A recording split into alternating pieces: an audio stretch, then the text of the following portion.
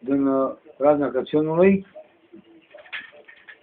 solist vocal interpretat de Ștefan Marian Ioan Daniel, este Nicolau Mare.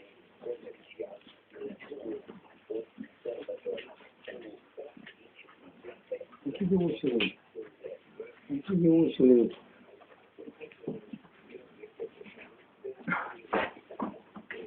Deschide ușa, creștine, deschide ușa, creștine, că-ți venim din nou la tine, la mulți ani cu bine. Și la viplaie mă bot, și la viplaie mă bot, unde s-a născut Hristos, la mulți ani cu bine. Și-am văzut și piața mamă, și-am văzut și piața mamă, pe care Maria o cheamă, la mulți ani cu bine.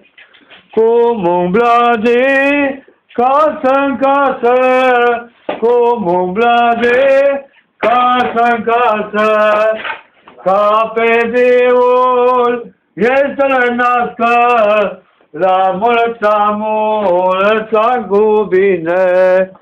Mai târziu găsia voi, mai târziu găsia voi, ursa urmă judă voi, la mulți ani cu bine.